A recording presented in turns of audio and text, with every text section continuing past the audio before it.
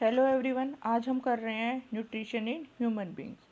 Human digestive system. The human digestive system consist of elementary kanal and it's associated glands. जो हमारा human digestive system है वो हमारा elementary कनाल और gland से मिलकर बना है। The various organs of human digestive systems in sequence are. हमारे ह्यूमन डाइजेस्टिव सिस्टम में कौन कौन से ऑर्गन्स हैं? माउथ, ईसोफेगस को हम फूड पाइप भी कहते हैं, stomach, small intestine and large intestine. The gland which are associated with human digestive system and form a part of human digestive system are salivary gland, liver and pancreas. जो gland human digestive system से के साथ मिलकर एक part बनाती है इस system का, वो कौन कौन सी है? सलाइवरी ग्लैंड, लीवर और pancreas. The human alimentary canal which runs from mouth to anus is about 9 metre long tube, और इसकी जो लेंथ होती है वो कितनी होती है? 9 मीटर। तो हमें पता है कि जो हमारे न्यूट्रिशन है उसके 5 स्टेप होते हैं: ingestion, digestion, absorption, assimilation and egestion. तो हम इसको स्टेप वाइज करेंगे। फर्स्ट स्टेप है हमारा इंजेशन। इंजेशन मतलब इनटेक ऑफ फूड, फूड का लेना। इन human being the food is ingested through mouth. Human being के अंदर जो फूड है वो माउथ के थ्रू लिया जाता है। The food is put into the mouth with the help of hand, और हम हाथों की सहायता से खाते हैं। सेकेंड स्टेप है हमारा digestion. In human being the digestion of food begins in mouth. The mouth cavity और buccal cavity contain teeth, tongue and salivary glands. Human being के अंदर जो फूड का डाइजेशन होता है वो माउथ में स्टार्ट हो जाता है, और माउथ कैविटी जिसे हम बक्कल कैविटी भी कहते हैं, बक्कल कैविटी क्या हो जाएगा? The empty space in the mouth is called buccal cavity. इसके अंदर हमारे क्या क्या प्रेजेंट होते हैं? टीथ प्रेजेंट होती है, टंग प्रेजेंट होती है और सलाइवरी ग्लैंड्स प्रेजेंट होती है। अब हमारे टीथ को कितने प्रकार के होते हैं? 4 टाइप्स के होते हैं। There are hard structure present on the bones of lower and upper jaw. Teeth हम क्या कह देंगे? हमारे हार्ड स्ट्रक्चर जो हमारे अपर और लोअर जा में प्रेजेंट होते हैं। Human beings bear 4 types of teeth. Human being में 4 तरह के टीथ होते हैं। Incisor, it help in cutting the food. Incisor are 18 number, 4 incisor each in upper and lower jaw. हमारे इंसीजर जो है कटिंग में काम आते हैं, फूड को काटने में काम आते हैं, और ये इनकी जो नंबर होता है वो 8 होता है, 4 अपर जा में और 4 लोअर जा में। Canine. The pointy teeth on the other side, either side of the incisor are called canine. जो हमारे इंसीजर के बाद जो पॉइंटी टीथ होते हैं दोनों साइड, वो हमारे क्या कहलाते हैं? कैनाइन कहते हैं। They are 4 in numbers, the 2 each placed in upper jaw and lower जा। ये 4 नंबर, इनकी जो संख्या होती है 4 होती है, 2 अपर जा में और 2 लोअर जा में। It help in tearing of food, और ये भोजन को टीयर करने में, चीर फाड़ करने में काम में आते हैं। नेक्स्ट है premolar. They are present next to canine. ये कैनाइन के बाद प्रेजेंट होते हैं। दे आर 18 नंबर्स, इनकी संख्या 8 होती है। 4 each placed in the upper and lower जा। 4 ऊपर होते हैं और 4 नीचे होते हैं। They are used for crushing, chewing and grinding of food, और ये खाने को पीसने में, क्रश करने में हेल्प करते हैं। फिर हम आता है molar. They are present at the end of the jaw next to the premolar. ये सबसे आखिर में प्रेजेंट होते हैं प्रीमोलर के बाद। दे आर 12 नंबर, ये 12, इनकी संख्या 12 होती है। 6 are placed in the upper jaw and the lower जा। ये 6 ऊपर होते हैं, 6 नीचे होते हैं। They help in crushing and grinding of food, और ये भोजन को क्रश करने में, ग्राइंड करने में हेल्प करते हैं। अगर हम डेंटल फार्मूला देखेंगे तो क्या आ जाएगा? 2 1 2 3 बाय में 2 1 2 3, या 2 1 2 3 मतलब अपर जा, 2 1 2 3 मतलब लोअर जा, इनटू में 2, यानी कि हमने अपर और लोअर जा को हाफ पार्ट में डिवाइड कर दिया। ठीक है, यानी कि हमारे हाफ पार्ट को क्या हो जाएंगे? 2 इंसीजर है, 1 कैनाइन है, 2 हमारे प्रीमोलर है और 1 मोलर है। ठीक है, तो टोटल हमारे माउथ पे टीथ हो जाएंगे 32। The teeth cut the food into small pieces, chew and grind it, so the teeth help in physical digestion. जो हमारा दांत होता है वो भोजन को काटने में हेल्प करता है, छोटे छोटे पीस में तोड़ने में, ग्राइंड करने में हेल्प करता है, इसलिए टीथ जो है फिजिकल डाइजेशन में हेल्प करता है।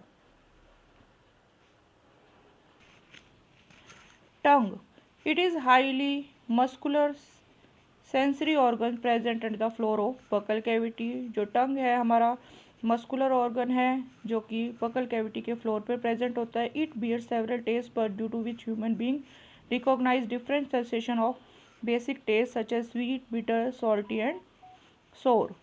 Tongue help in mixing of food with saliva. It also help in producing speech. जो हमारा टंग है उसके ऊपर टेस्ट बड प्रेजेंट होते हैं, जैसे कि मैंने डायग्राम में दिखाया गया है।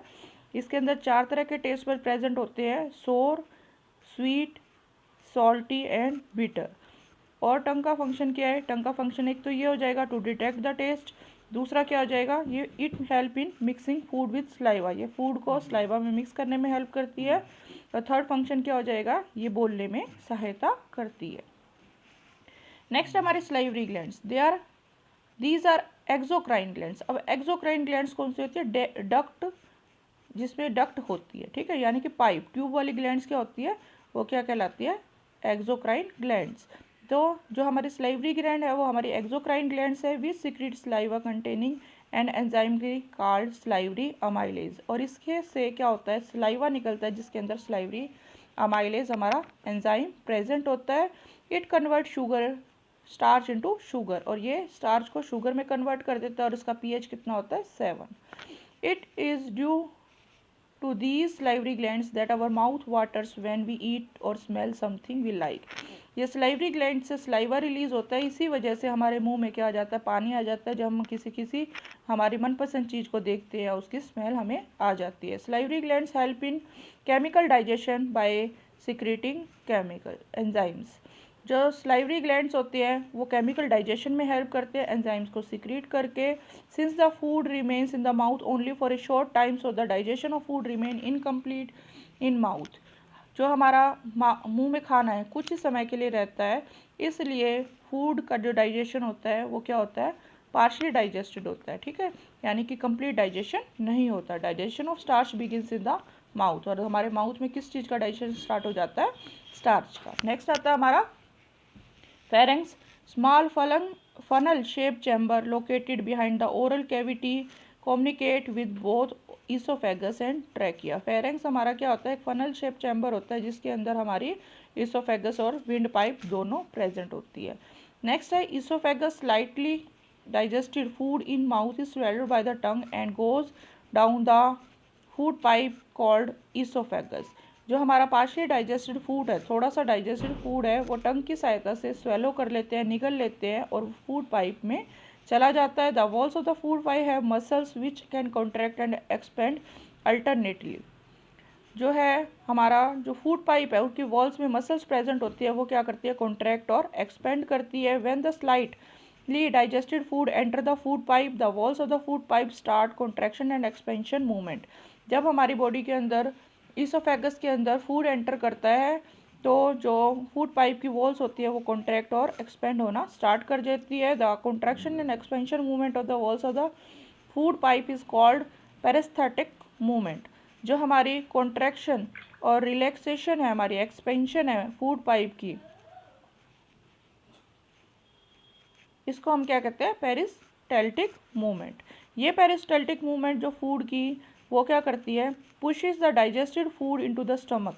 जो डाइजेस्टेड फूड है उसे स्टमक में क्या करती है? पुश करती है। The oesophagus is a muscular tube about 25 centimetre with A opening at each and. Oesophagus जो है मस्कुलर ट्यूब है जिसकी लेंथ कितनी होती है? 25 सेंटीमीटर होती है, और ये दोनों एंड पर क्या होती है? इसके ओपनिंग प्रेजेंट होती है। नेक्स्ट है हमारी stomach. Stomach is a J shaped organ present on the left side of the abdomen. जो स्टमक है हमारा,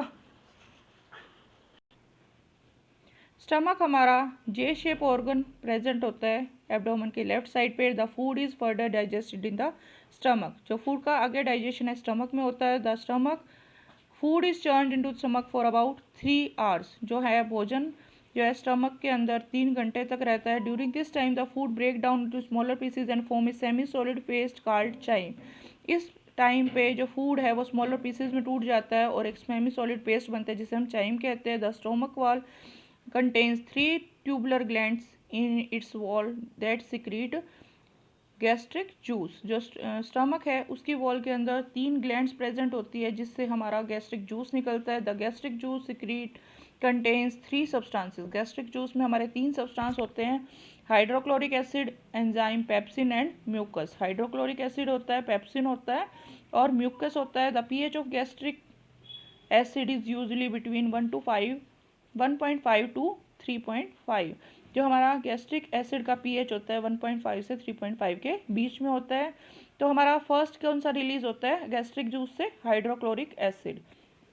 the hydrochloric acid creates an acidic medium which facilitates the action of enzyme pepsin। जो hydrochloric acid होता है वो acidic medium create करता है ताकि जो एंजाइम पेप्सिन है वो वर्क कर सके। सेकेंड फंक्शन क्या है इसका? It soften the food. ये क्या करता है? फूड को सॉफ्ट करता है। थर्ड क्या है? It kills the bacteria if any enter through the food in stomach. अगर कोई बैक्टीरिया खाने के साथ हमारे स्टमक में आ गया है तो उसको किल कर देता है। नेक्स्ट है हमारा एंजाइम पेप्सिन। जो digestion of protein starts in stomach. In acidic medium, the enzyme pepsin begins the digestion of protein present in the food to form smaller molecules. Pepsin break down protein into peptones in acidic medium of gastric juice।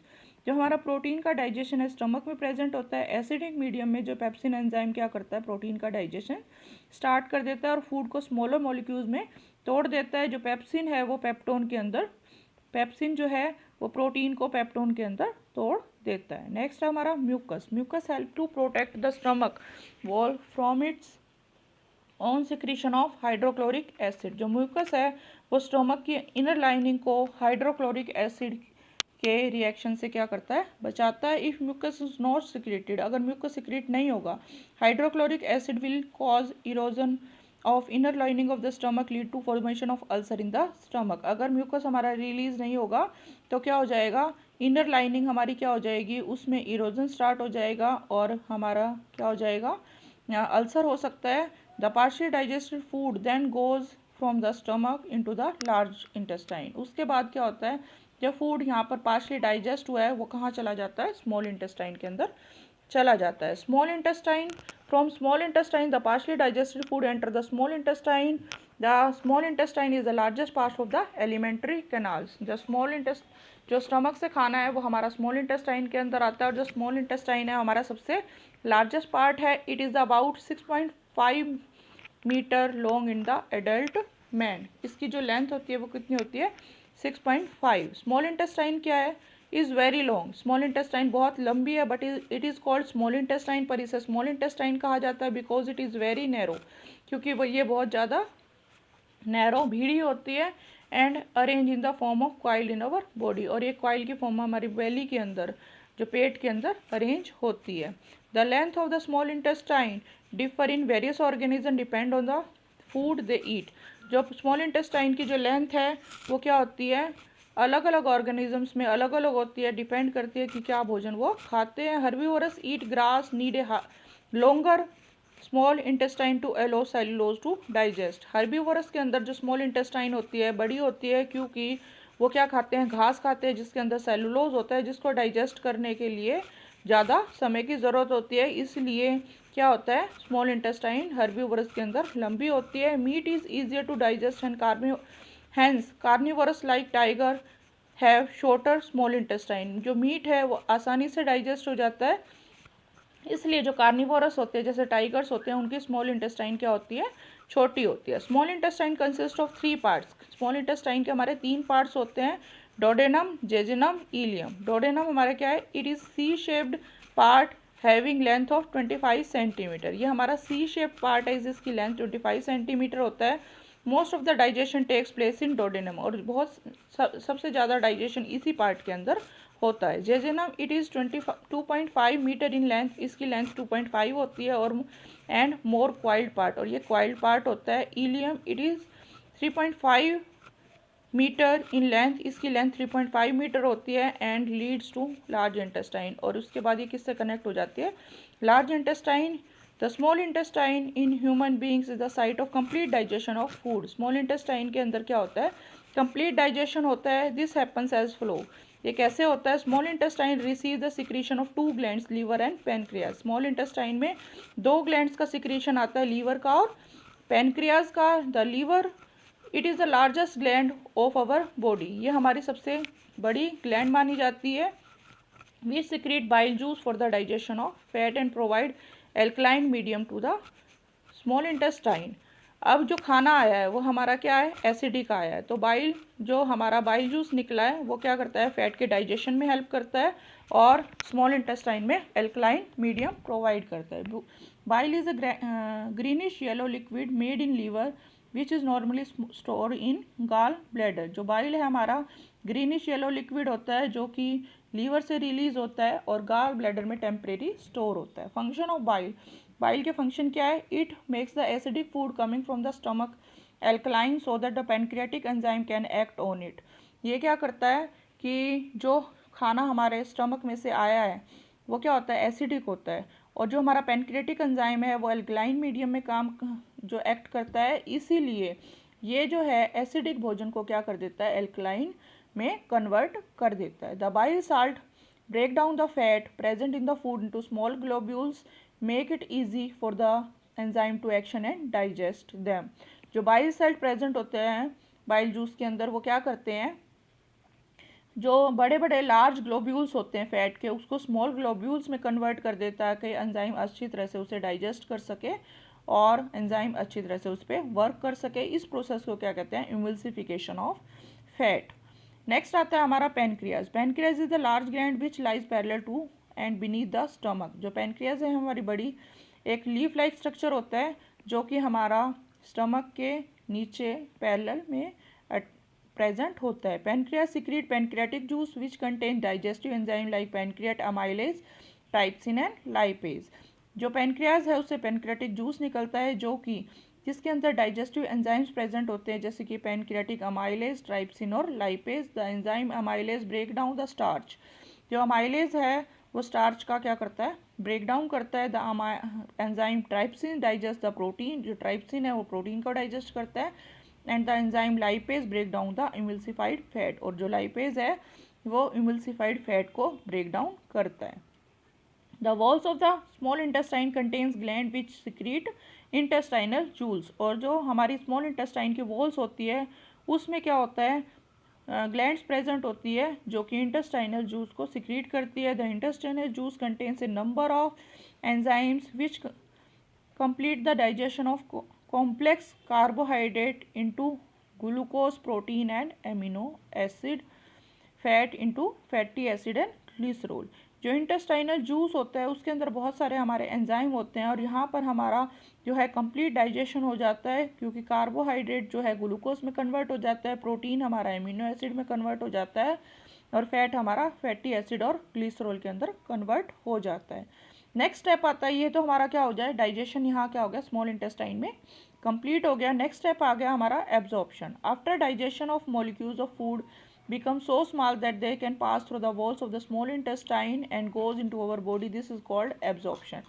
Small digestion के बाद जो हमारे food particles होते हैं उनका size इतना छोटा हो जाता है कि वो स्मॉल इंटेस्टाइन की वॉल से पास होकर ब्लड वेसल्स के अंदर चले जाते हैं और हमारे ब्लड के अंदर मिक्स हो जाते हैं। इस प्रोसेस को हम क्या कहते हैं, एब्जॉर्प्शन कहते हैं।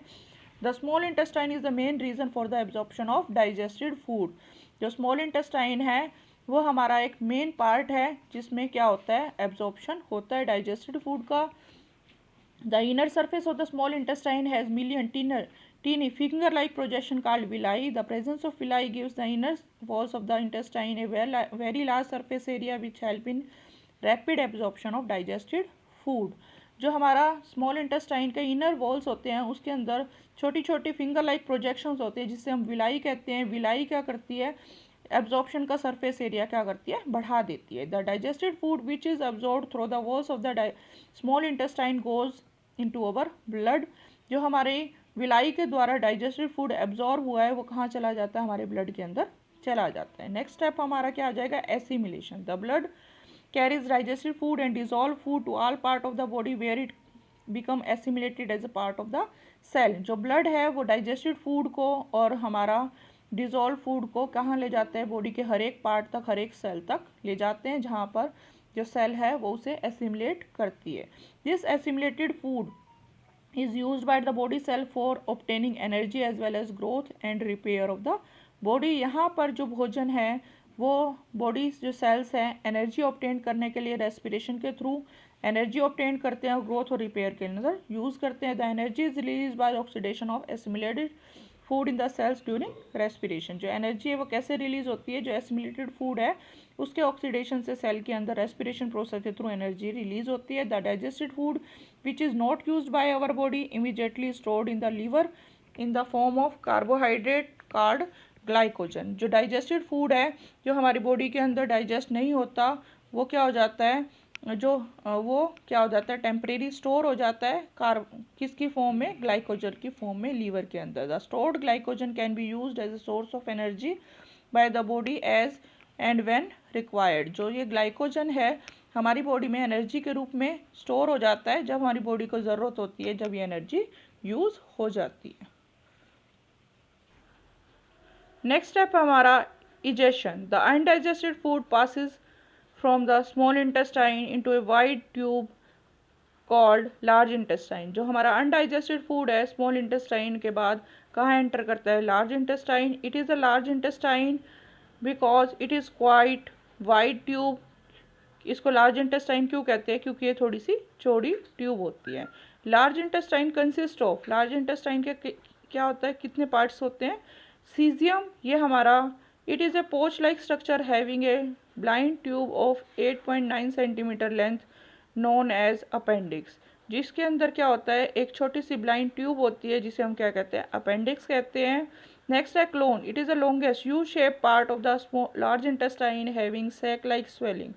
ये हमारा सबसे लंबा पार्ट होता है लार्ज इंटेस्टाइन का और ये यू शेप का होता है और इसके अंदर क्या होता है, जैसे सैक लाइक स्वेलिंग प्रेजेंट होती है। It absorb water with the help of villi from the undigested food and convert it into facial matter. और इसके अंदर भी क्या होता है, विलाई प्रेजेंट होते हैं जो वाटर को एब्जॉर्ब करते हैं अनडाइजेस्टेड फूड में से और उससे क्या हो जाता है, वेस्ट मटेरियल में कन्वर्ट कर देते हैं। उसके बाद नेक्स्ट पार्ट है हमारा rectum. It is the last part of the large intestine. ये हमारा लार्ज इंटेस्टाइन का लास्ट पार्ट है, हैविंग लेंथ ऑफ 13.15 सेंटीमीटर। और इसकी जो लेंथ होती है 13.15 सेंटीमीटर होते हैं। The waste material store in it for some time. यहाँ पर वेस्ट मैटर क्या होता है, कुछ समय तक स्टोर होता है, फीलिंग द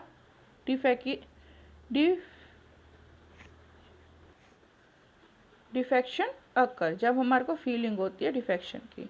नेक्स्ट हमारा लास्ट पार्ट है anus. The faecal matter is eliminated from a hole like structure called anus.